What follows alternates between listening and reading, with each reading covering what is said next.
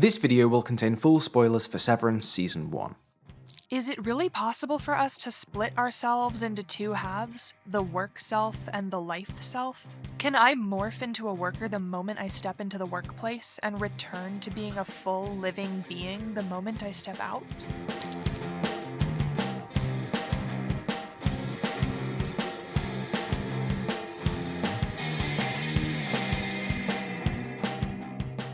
Let's chat about something I bet you have heard of, the work-life balance. To start, imagine yourself as a seesaw. In the first episode of Severance, Mark tells Helly about work-life balance, asks her to imagine herself as a seesaw. She promptly throws a clock at him. Ow! Fuck! This idea, work-life balance, is nothing especially new. Over the last couple of centuries, people have thought about this general issue, how work fits within life, or rather how it often struggles to, in all sorts of ways. Post-industrial revolution theories like structural functionalism unsurprisingly saw society's division into differentiated structures as a necessary and natural thing, so work time and personal family time were seen as inherently distinct spheres, and any disharmony that emerged would sort of work itself out via social change. Structural functionalism eventually fell out of fashion. As we'll touch on later, the theory never really accounted for the role of collective subjectivity in affecting social change. But nowadays, the pendulum's kind of swung back the other way. In our present era of neoliberalism, now that society no longer exists, now that we're all, in theory, radically individually free, change tends to be conceptualized in individual terms. We are all brands, we are all entrepreneurs, we're all in charge of our own lives, so we're all in charge of our own work-life balance. Therefore, imagine your life, not as one segment of a far larger historical material tapestry, but as a seesaw. Work on finding your balance to minimize negative spillover. Compartmentalize your life. These are the terms. These are our instructions. So even though a recent study showed that most workers are unable to do that, the buzzword-filled seesaw model is widespread today, littered across the corporate and digital worlds alike, as ubiquitous as it is shallow.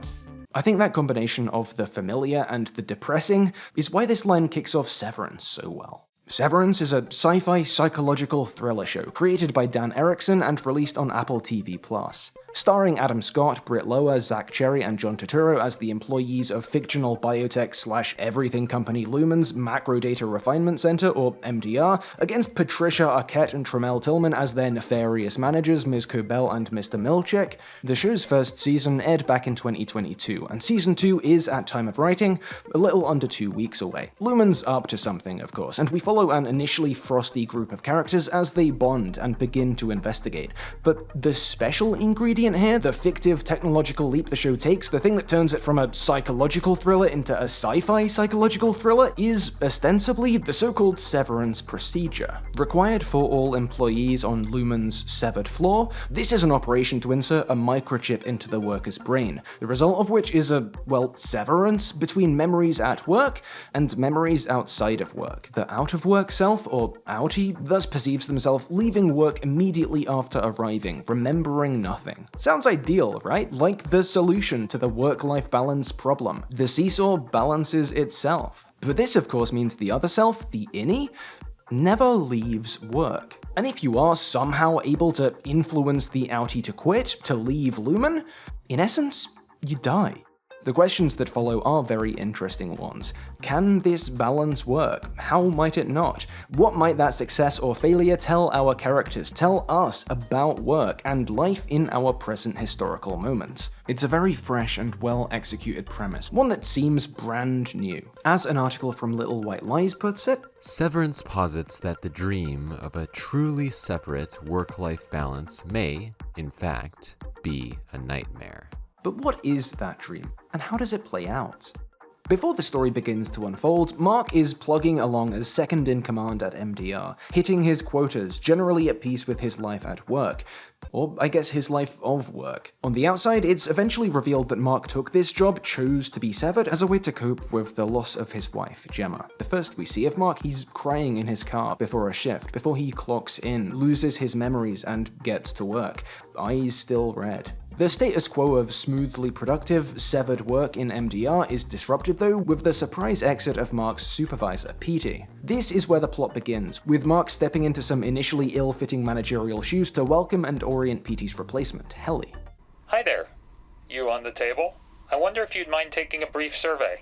That's where the clip I played in the intro's from, the one about the seesaw. During Helly's orientation, Mark breaks out the well-worn platitude, only to, again, have it thrown back in his face. Intuitively, that seesaw image doesn't seem right, despite, or perhaps because of, Innie Helly's blank slate status. She goes on to resist her new indentured existence with a determination and a ferocity that shocks her co-workers and managers alike. It'll turn out that Petey's sudden exit and Helly's sudden entrance are grains of sand, slipping into Lumen's machinery, disrupting MDR's well-oiled equilibrium, causing one cog after another to spin out of line. On the outside, Petey appears out of the blue, disheveled and reintegrated. That is, he's been somewhere for a supposedly impossible operation to recombine his two strands of memory. He now knows, or seems to know, that there's something truly sinister going on at Lumen, and he wants to get the message to his work buddy. Of course, this Mark doesn't know Petey, not on any conscious level at least,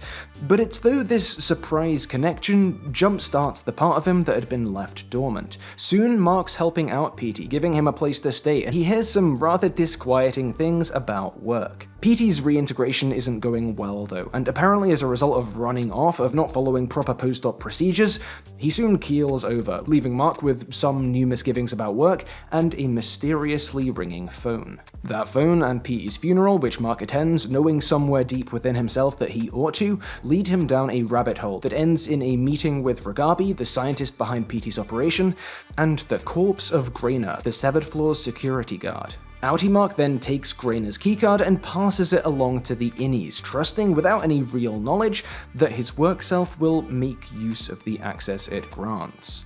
Back inside, the destabilizing effects of Helly's presence have snowballed. Innie Mark had attempted to take responsibility for Helly's rebellions, and as a result had ended up first at Lumen's so-called break room, essentially a psychological torture suite commanded by the sadistic Mr. Milchick, and then at the wellness center with Ms. Casey, a corporate drone using a heightened, hollowed-out therapy speak to say nothing at all. Just relax your body and be open to the facts. Despite this emptiness, Mark seems to have some real connection with Miss Casey. Regardless, seeing Helly's resistance seems to throw their shared condition into slightly sharper relief for Mark. This, together with his discovery of an illicit map of Lumen made by Petey before his disappearance, leads the previously orthodox-minded Innie Mark to grow suspicious. Suspicious enough to read a contraband book that shows up on the floor. It's a self-help book by Mark's brother-in-law Rickon. Not a brilliantly written one, it seems. Certainly Outie Mark wasn't in any hurry to read it, but Innie Mark devours it, and its individualist, anti-establishment sentiments. And many of those sentiments are hackneyed, but every now and then, Rickon seems to have found his way to a real point. Should you find yourself contorting to fit a system, stop and ask if it's truly you that must change, or the system. Dissent foments elsewhere in the office too. Possibly as a result of that initial stress, Mark's colleague Irving starts hallucinating and gets sent for a wellness check with Ms. Casey, during which he bumps into Bert, a worker in the Department of Optics and Design, with whom he forms an instant connection, and whom he repeatedly seeks out over the following days, until a romance starts to blossom. Other co-worker Dylan is not a fan of this. Dylan's far more skeptical of Lumen from the start than anyone besides Helly, but we go on to see that while he correctly disregards the company's positive propaganda, things like the idea that they're all making a difference or the cult of veneration around Lumen's founding Egan dynasty, he's not perceptive enough to see through the company's negative propaganda. For instance, the company's distribution of near-identical artworks throughout HQ, each painting the next office over as dangerous and power-mad. Dylan then believes wholeheartedly that other offices outside of MDR are savage, barbaric places, that his fellow workers are not to be trusted, and so on. Hence his distrust of Bert. After being exposed to some of this evidence, however, and perhaps as a result of spending time around the O&D workers, seeing that they are in fact just like him, Dylan begins to see Lumen and his environment more clearly. Irving's finally pushed to a similar place of skepticism when he learns Bert is being retired, possibly at Lumen's behest, and realizes the company and their severance policy are responsible for the only meaningful relationship he's ever known, being stripped away completely. Let's burn this place to the ground. When Mark arrives one day with Grainer's all-access keycard then, the MDR crew are able to use it to stage a workers' revolution in miniature, call to the outside world and their outside selves. That's a lot to digest. We will of course return to the plot, but before we do, it's worth considering the presentation.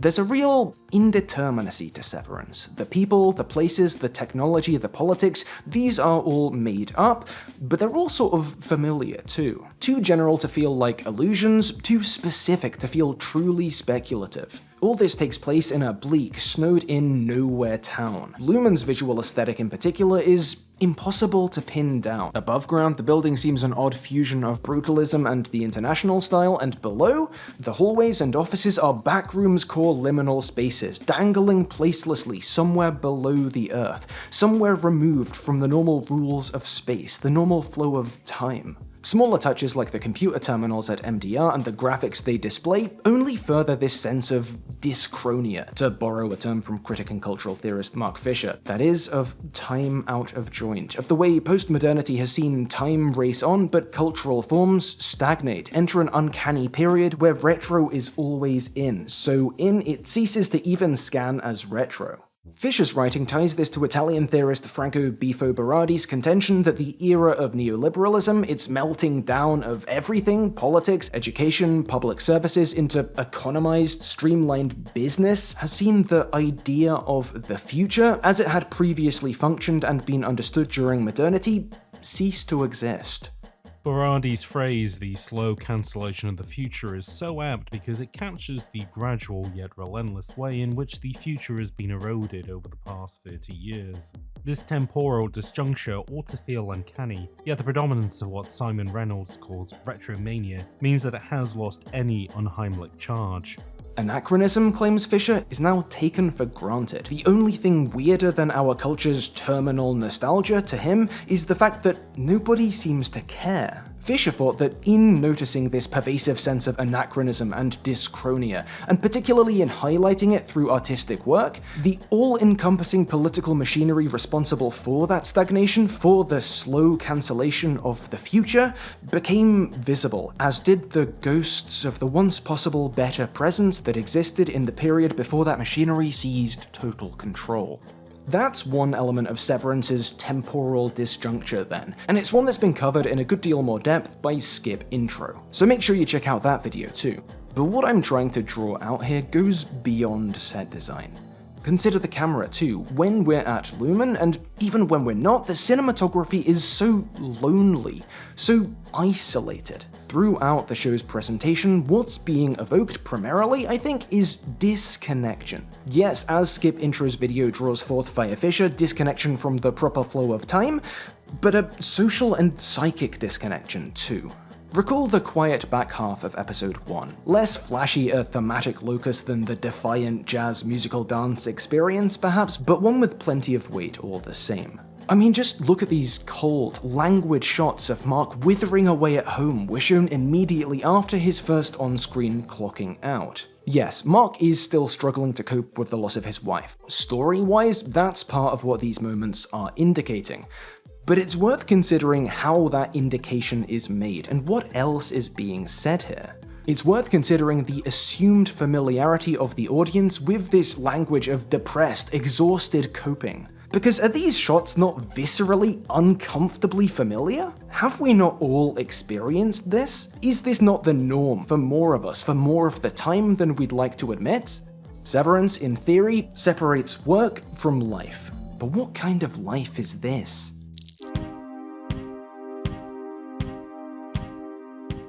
I want to tell you a quick story. It's not a particularly novel one. It's one many of you watching could probably tell yourselves, but I'd like to include it anyway, because Severance wants to feel unnervingly familiar. I think the show wants us to recognize flashes of our lives in moments like the above and pursue that partial recognition.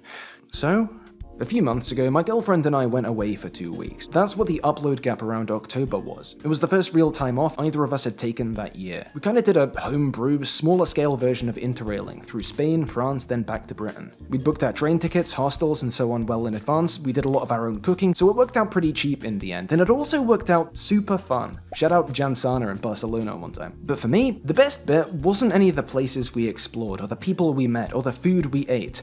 It was just hanging out with my girlfriend.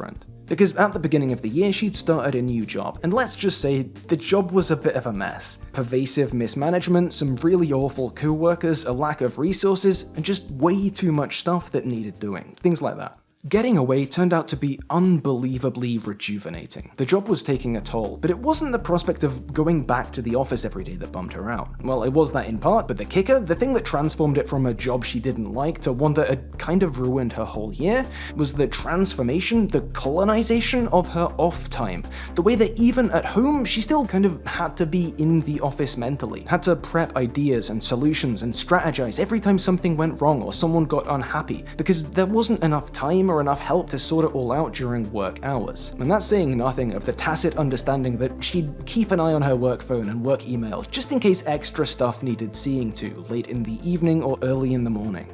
And I'm sure some people watching are thinking, yeah, okay, that's life, welcome to work. But it didn't used to be like this. It's a situation created by the largely coincidental intersection of new instant communication technologies being developed, mobile phones, the internet, email, and worker protections collapsing amid wider trends of economic deregulation, and in my girlfriend's case, of one of those trends' corollaries, the run the public sector like a business mindset that's been decimating key social institutions like healthcare and education for decades now. In the book After the Future by Bifo Berardi, who we met earlier via Mark Fisher, the digital dimension of work-life balance's collapse, is a function of the imbalance between cyberspace, that is, the point of virtual intersection of the projections generated by countless issuers, unlimited and in a process of continuous expansion, and cybertime, a term which, for Berardi, refers to our limited, organic ability to process information.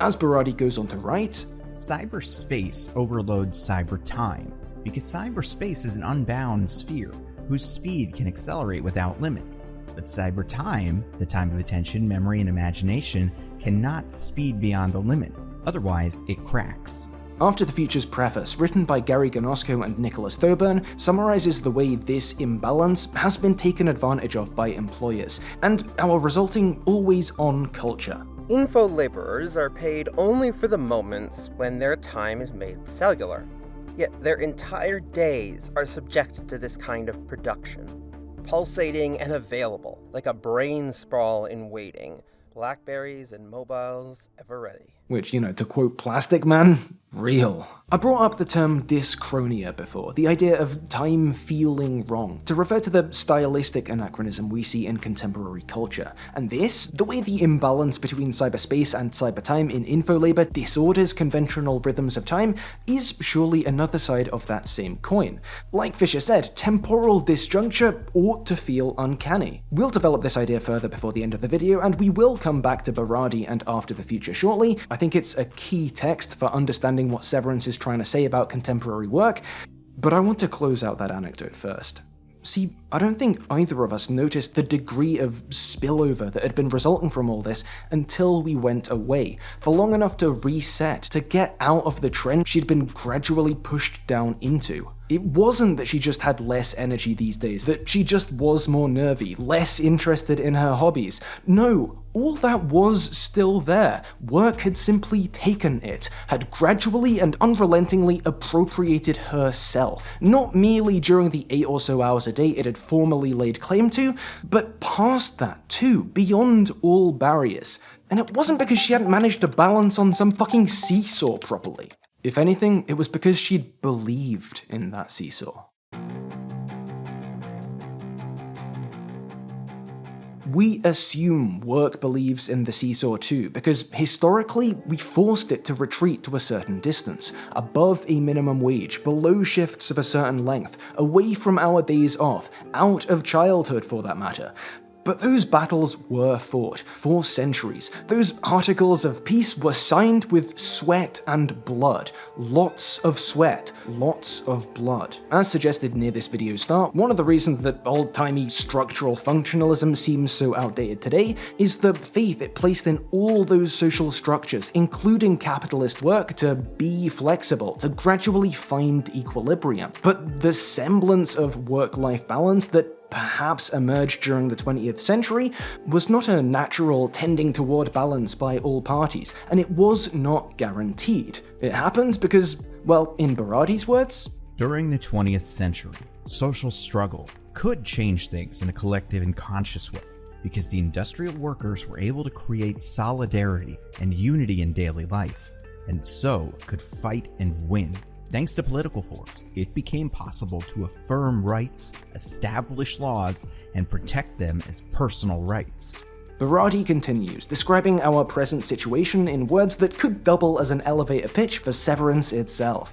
That seems to be over. The organization of labor has been fragmented by the new technology, and worker solidarity has been broken at its roots. The reason the collective labor action we do still see today seems unable to actually move needles in the way social struggle did during the last century isn't anything to do with the political strategy of our action, per Berardi. No, he suggests, we'd be better off looking at the way advancements in communication technology and the shift to post-Fordist info-labor economies that advancement facilitated has denied the new class of info-laborer, the cognitariat, the source of power a worker may have held decades earlier. See, there used to be a relatively clear relationship between things like labor time, value, and price, but in an economy based on ideas, on agreements, on signs, semio-capitalism is the term Berardi uses here, that relationship breaks down, becomes all but arbitrary. The 1980s for Berardi were the end of the law of value, and precariousness became the generalized form of social relations. The abstractions and disconnections of neoliberal work, continues Berardi, have progressively stripped labor time of every concrete and individual particularity.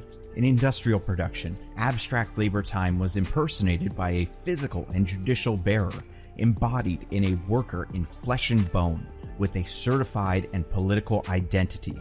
But when we move onto the sphere of info labor, there is no longer a need to buy a person for 8 hours a day indefinitely.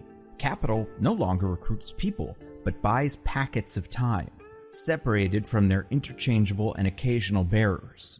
Today, the explosion of remote work enabling platforms as well as worldwide outsourcing sites like Amazon's mTurk, not to mention the web-wide idea appropriation offered by generative AI tools, hammers the truth in Berardi's words home. The cognitarian is uniquely replaceable, uniquely precarious. There's always another provider of depersonalized time units ready to go, preloaded into the matrix, nanoseconds behind you, an unlimited instant supply of digital scabs, so your power to oppose is far less. There's also the spatial, social element to consider. The essential possibility of workers exchanging information or dissent, forming bonds of solidarity, becomes far slimmer when social labor time is an ocean of valorizing cells that can be summoned and recombined in accordance with the needs of capital, rather than, a room full of human beings.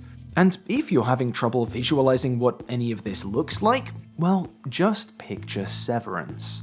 The work in macro data refinement is semio-capitalist labor stripped of all pretense. Mark and the other MDR drones deal in signification so pure, so primordial, as to be almost wholly abstract. It's a perfect, if exaggerated, illustration of what Berardi's getting at, as is the dyschronia of the severance procedure itself. What is this if not capital recruiting packets of time, separated from their interchangeable and occasional bearers?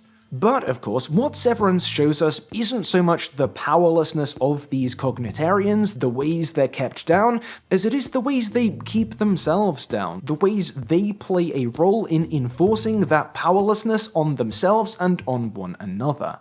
For thinkers like Berardi, that's the other part of the neoliberal labour movement's anemia. It's not merely that the cognitariat has less power to resist capital, it's that by and large, they choose not to. French sociologist Alain Ehrenberg writes in The Weariness of the Self that in corporate life, the disciplinary models typical of Fordism are retreating in favor of norms that push the employees to adopt autonomous behaviors. Ehrenberg's focus is largely psychological, so he continues by noting, participatory management, expression groups, and quality circles constitute new ways of enforcing authority, aimed at impressing a spirit of obedience in every salaried worker. These ways of regulating and dominating the workforce are founded on initiative more than on mechanical obedience. Add to these, though, the technological side of things, the inherent precarity that arises from that aforementioned cyberspatial dyschronia, the way this not only weakens the power of opposition, but incentivizes conformity, self-policing, and so on, and it's not hard to see why Berardi concludes that the most rigid form of totalitarianism is actually the seeming anarchy of internalized automatisms. Neoliberalism, then, is a very ironic freedom, one that liberates capital by paralyzing humans. And that's precisely the situation Severance dramatizes. Severance places our characters in a state of permanent precarity to fashion perfect worker automatons, leaves practically every outie we meet living the ghost of a life, transforms in innies humanity into fractalized, depersonalized packets of time, frays the very fabric of life. This is what that lonely cinematography and that recurring, visceral sense of disconnection are communicating. But, of course, Severance has more to tell us about our present situation than just this. And in a supremely inventive move, it does so by sort of deconstructing its own premise.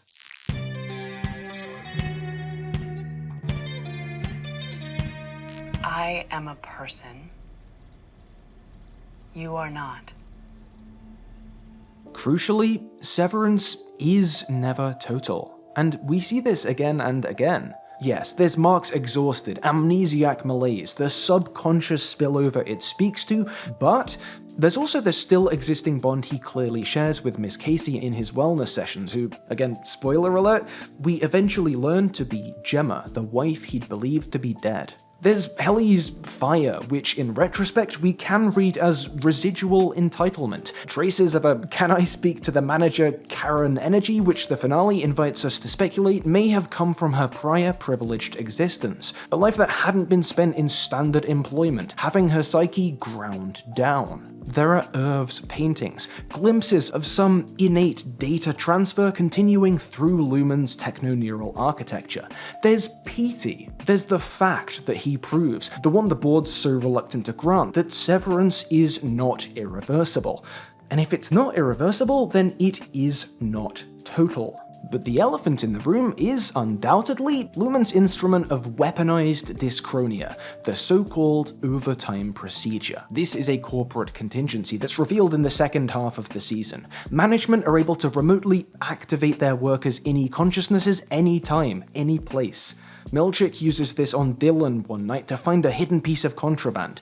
Before he's put back under, though, Innie Dylan meets his child for the first time. It's only after this that Dylan's able to see what he'd been missing, what had been taken from him all along. The overtime procedure isn't really meant to be used on paper. After all, it betrays the myth of Severance just as much in-universe as out, but obviously it is used as soon as using it becomes convenient for work, because that betrayal is the show's point. To again quote Ayesha Khan from the blog Cosmic Anarchy, whose words I opened this video with, writing on this topic in Severance, work versus life.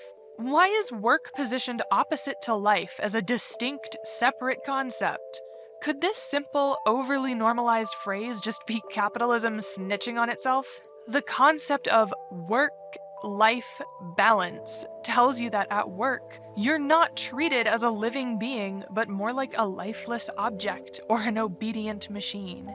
The overtime procedure, then, is severance saying the quiet part out loud. It's not a coincidence that spillover is only acceptable in one direction, that so long as workers continue to live, the separation of work and life is simply not possible, and that total separation was never what the people selling it, the people telling you to balance your seesaw wanted anyway, that the separation of work and life is inevitably the submission of life to work.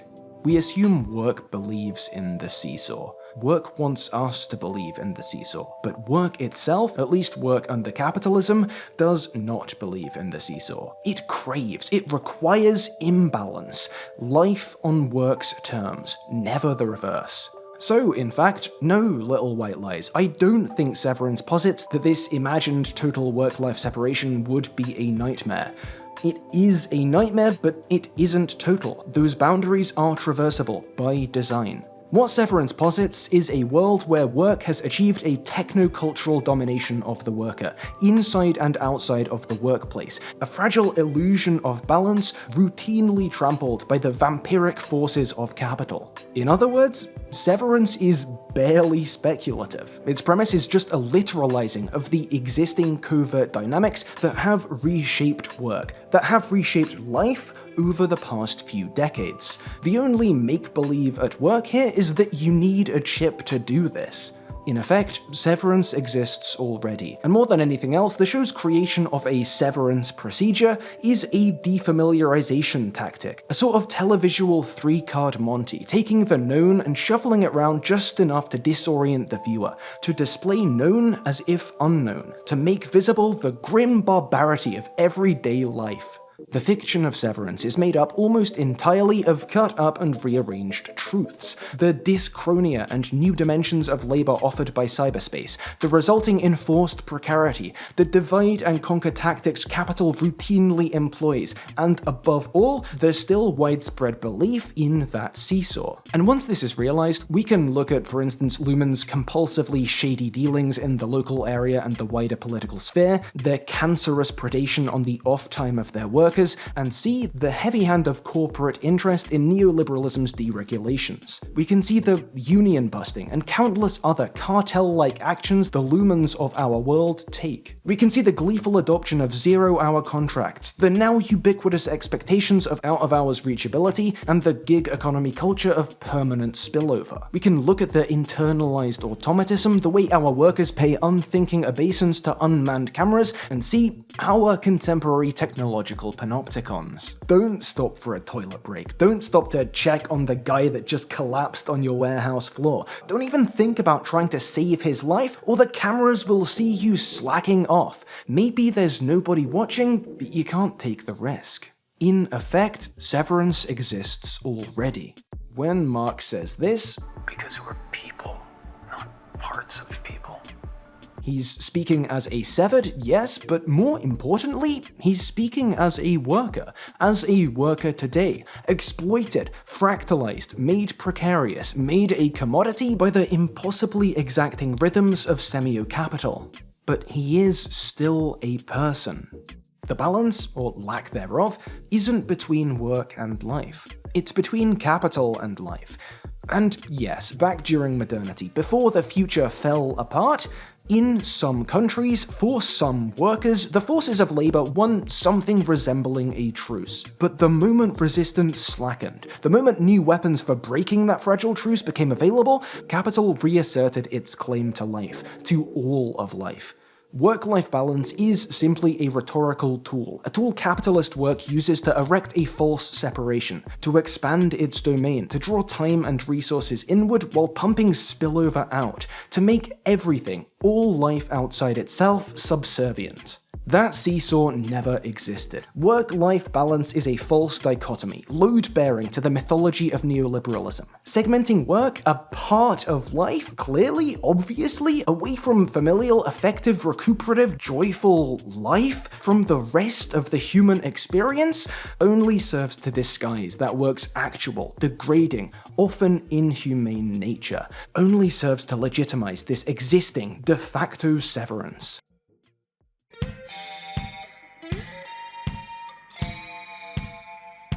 That then is our present situation. But is there a way out? If so, what is it? Berardi is unsure. After the Future never pretends to have it all figured out. That's made explicit right from the start. I do not know where we're heading at the moment, and I do not pretend to have a solution for the current problems of social autonomy. What I can do is sketch the map of our wanderings and search for a way out. And that is still worthwhile, because as Severance shows us, sometimes that simple provisional mapping can go on to make all the difference.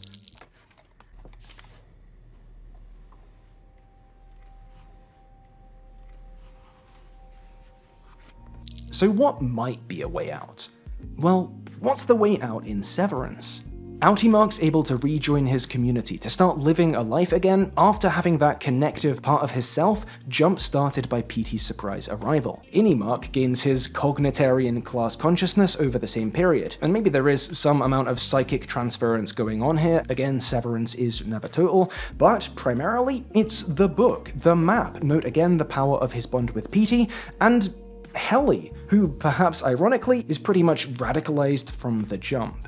More than anything else, it's contact with her yet unbroken spirit that allows Mark to recognize his own subjectivity. Irv flips to beast mode only after getting socially and spatially close to someone beyond his familiar environment.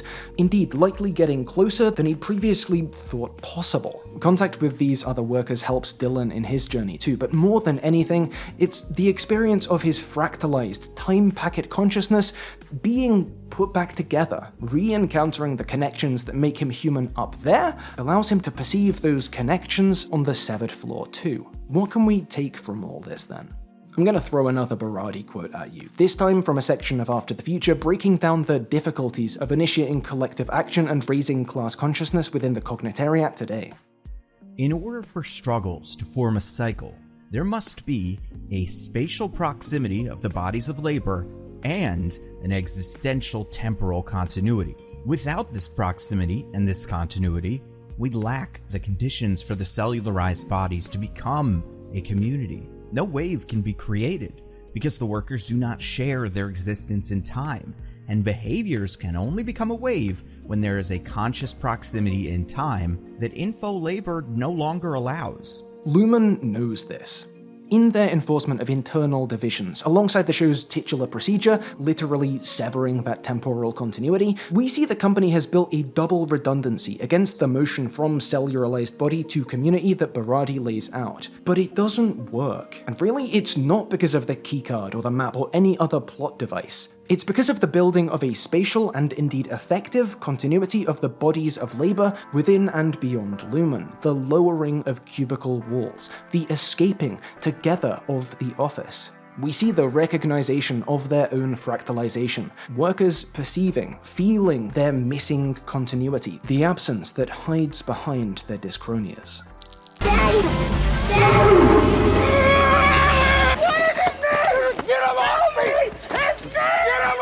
As Khan summarizes in that Cosmic Anarchy post, eventually, the workers wake up, rebel, and resist in all the ways that they can because they have each other, and that is more powerful than you may think.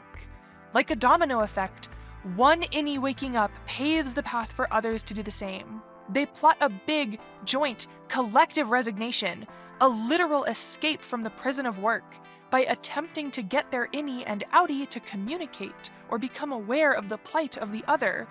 Lumen fails to break worker solidarity as they work together to reintegrate and find their way back to their whole selves.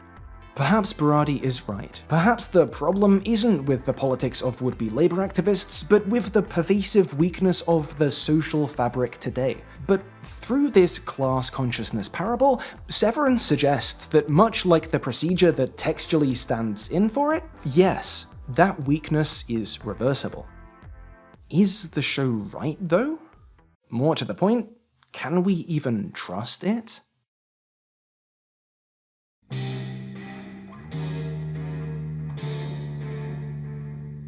I said earlier that Severance is barely speculative. In effect, Severance exists already. And that's true. But that was never the biggest leap the show took. No, the operative what-if setting Severance apart from reality isn't Lumen, isn't the experience of technologically induced dyschronia, isn't the Severance procedure. That exists. We are living precarious, fractalized lives in the crumbling ruins of a severed society now. No, the only substantial make-believe here is to be found in Severance's opposite, in reintegration, or at least the straightforwardness of reintegration. Reintegration as medical procedure. One up and work returns to its place within life. Time gets back in joint. One root canal on your brain, and all that trauma and atomization embedded by decades of ravenous neoliberal totalitarianism, by centuries of capitalism's physical, psychic, social devouring, are simply fixed. Severance is a great metaphor. It literalizes all this very poetically, but when the premise of your show is that this is something that can be undone on an individual basis, just like that, the limits of this metaphor, of this story, do begin to appear. Ultimately, the problem isn't this story, it's story itself. Or at least the demands of this type of commodified thriller streaming story. I think there is a macabreness that we should consider in Apple, for all intents and purposes a real-life Lumen, painting for us this vivid a picture of our struggle, only to wed it to a narrative form that depends on some resolution, some justice being found, and moreover, only to sell us access to that light at the end of the tunnel week by week, season by season. Don't let that subscription lapse, viewer, or you'll be leaving Mark in Lumen forever. I should say that based on the pre-release materials for Season 2 that have been trickling out recently, there is the potential for Severance to do something truly bold here, for the show to recognize that individual reintegrations, even the takedown of Lumen itself, isn't the end of the line. It looks as though one message in Season 2, and this is speculation on my part, could end up being that even stripped of Lumen's more heightened negatives, the break room, the brainwashing, and so on, Severance is still anti-life because neoliberal work is still fundamentally anti-life. And if that is where this new chapter ends, the route toward a truly radical, truly systemic conclusion remains open. Maybe in 20 years and 2 more seasons' time, I will eat my words, but truth be told, I don't really see Severance going all the way. That might not be the end of the world, though.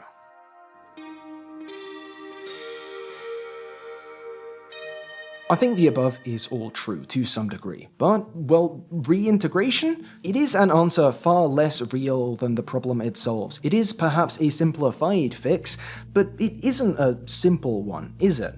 To Severance's credit, reintegration is problematized, made a hush-hush experimental procedure developed and offered by a lone radical, which, as we see with PT's decline, still poses immense risk to the subject if handled incorrectly. I think the inclusion of that wrinkle goes a long way in harmonizing metaphia and metafrand here. That is, the thing doing the standing in and the thing it stands in for.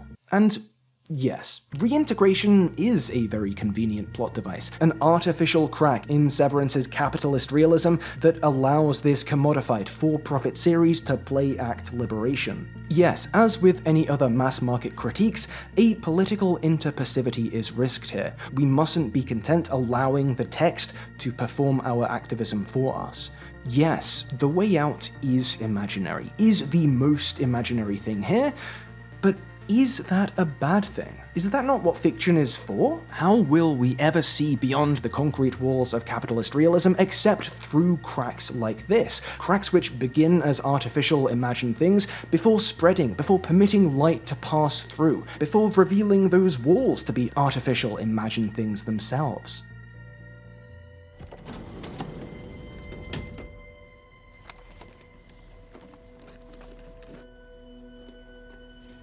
The text is a product. The text is perhaps compromised by the demands of mass market TV, of story as commodity. The text is imperfect. But what are we shown with Inni Mark's radicalization, if not that this doesn't really matter? The text doesn't need to be perfect, because the power isn't in the text. The power is in us, in workers, in humans, in our coming together. I mean, Cabell says it right at the start. She used to say that there was good news and bad news about hell. The good news is, hell is just the product of a morbid human imagination. The bad news is, Whatever humans can imagine, they can usually create. In a sense, we see she's right about hell. Perhaps we can create the hell we imagine. Perhaps we have. But you know what the flip side of that is, right? Heaven, change, a better world can be created too. And that process of creation starts with imagining. Let's return one last time to Berardi. After the Future fittingly begins a century ago by recounting the birth of the future, or at least the popularizing of the future as an imaginative and productive force. Berardi discusses the Italian futurist movement and their founding document, Filippo Marinetti's so-called Manifesto of Futurism, full of proto-fascist nuggets like this. Beauty exists only in struggle. There is no masterpiece that has not an aggressive character. Poetry must be a violent assault on the forces of the unknown, to force them to bow before man. But Berardi closes out the book with a counterpoint, a post-futurist manifesto, a call to be heeded by the artists and thinkers and activists following him, who have grown up in a world without the assumption of a brighter tomorrow, a world where that assumption has been trampled and drowned. And I'd like to end quoting one of the points from that. Beauty exists only in autonomy. No work that fails to express the intelligence of the possible could be a masterpiece. Poetry is a bridge cast over the abyss of nothingness to allow the sharing of different imaginations and to free singularities. Severance imagines a hell, but I think, for a few moments, at its best, Severance casts that bridge. Severance imagines heaven, too. I hope you've enjoyed this video. Keep watching Severance, read Berardi, check out Cosmic Anarchy too for that matter, and that Skip intro video. Now I'm going to talk about my channel for a sec. About this time last year, I said 2024 would be a sink or swim year for the channel. And it swam, and that's been awesome. I've made some pretty good stuff in the past 12 months, I think. But now, to extend the metaphor, I'm trying to go from doggy paddle to breaststroke. The last few months, I've very consciously been putting more and more time and research into videos, and as you may have noticed, I've tried to ramp that up here. I'm going to keep ramping up over the coming months, or trying to at least, but on a platform where video success and my ability to monetize that success is often a random thing, that's kind of a leap of faith. This is a chart breaking down where my income came from last year. The massive slice is YouTube AdSense, the smaller one is sponsor deals, and the tiny one is Patreon/YouTube memberships. Longer videos means slower videos, so does better videos. And all that means fewer ads, obviously. So to compensate, to be able to keep making videos like this consistently, I'll need this small slice to get a bit bigger, I think. But I'm not going to ask you to consider signing up today. No, I'm just going to say, give it a few months. Let me cook. If you're still here, still watching, still enjoying these higher effort videos down the line, if you want them to be able to keep getting made, hey, maybe think about it then, if you want. For now, I want to say thank you to everyone supporting me at the moment. The names on screen now, especially Hanan, Daniel Goldhorn, Something Capitalism Bad, Thomas R, and Weirdy Beardy. I am super grateful. And hey, thanks for giving me a good video topic. Every now and then the Patreon supporters get to suggest topics and vote on them amongst themselves. This was one of them. Anyway, yeah, see you all in a bit.